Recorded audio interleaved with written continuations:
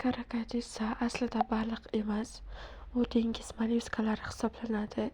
Markaziy asab tizimi juda rivojlangan bo'lib, bu sefalopoidlar umurtqasiz hayvonlar orasida eng aqllilardan biri sanaladi. Karakatissaning 100 dan ortiq turi mavjud. Ular asosan Osiyo, Yevropa, Afrika va Avstraliya yaqinidagi qirg'oq suvlarida uchraydi. Odatda ular dengiz tubida yashovchi hayvonlar bo'lib, materik shelflarining sayoz suvlarida yashaydi. Biroq ayrim turlari 2600 metr chuqurlikkacha tushishi mumkin.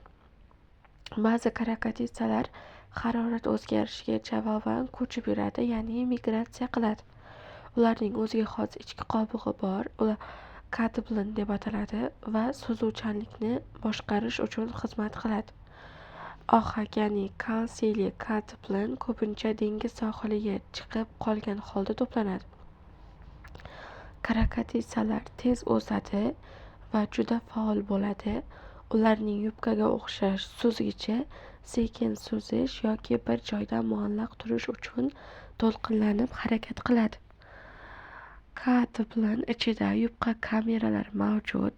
Bu kameralar gaz bilan to'ldirilgan bo'lib, hayvon to'qimalarining og'irligini muvozanatlashtiradi. Shu tufayli karakatissa neytral suzuvchanlik ega bo'ladi, ya'ni u cho'kib ketmaydi ham, suv yuzasiga chiqib qolmaydi ham. Ularning mis asosidagi qoni 3 ta alohida yurak tomonidan haydaladi. 2 yurak jabiraga qon haydaydi, 3-yurak esa tanaga qon tarqatadi. Ularning to'tiqish tumshug'iga o'xshash tumshug'ining atrofi so'rg'ichli sakkizta qo'l o'rab turadi.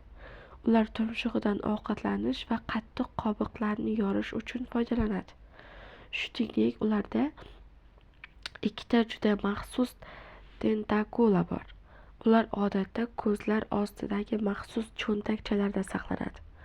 Bu tentakulalar chaqqonlik bilan otilib chiqib, o'ljani ushlab oladi.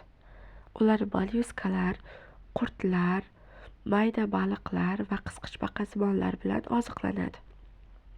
Ba'zan hatto boshqa karakatissalarni ham yeydi. Karakatissalar individual ovqat tanlash odatiga ega deb hisoblanadi. Ularning radulasi, ya'ni tishli tilchasi, ovqatni parchalab yirtishga yordam beradi. O'ljani topish uchun ular a'lo darajadagi ko'rish qobiliyati va qo'llari hamda boshi bo'ylab joylashgan maxsus lateral chiziqdan foydalanadi. Bu chiziq minglab tukchali hujayralardan iborat bo'lib, suv harakatiga juda sezgir hisoblanadi. Bu ularga o'ljaning eng kichik harakatlarini ham sezish imkonini beradi.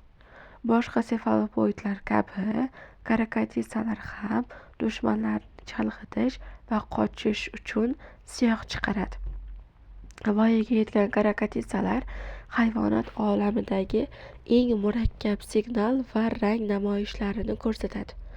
Ular rang o'zgartirish qobiliyatidan kayfiyatni bildirish, o'ljani chalg'itish, akula va delfin kabi yirtqichlardan yashirinish, boshqa karakatissalar bilan muloqot qilish uchun foydalanadi.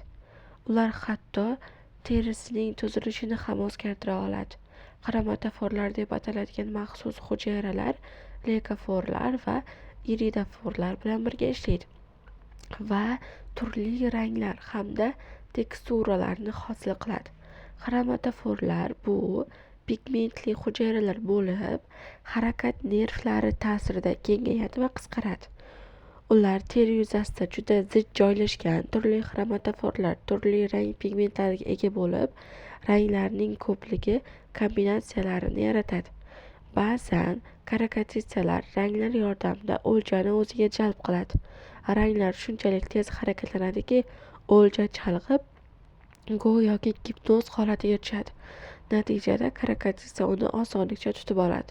Ular hatto tanasining har ikki tomonida bir vaqtning o'zida 2 xil naqsh hosil qila oladi. Flamboyant karakatissa dengiz tubida yurib, to'lqinli rang namoyishlarini ko'rsatishi mumkin.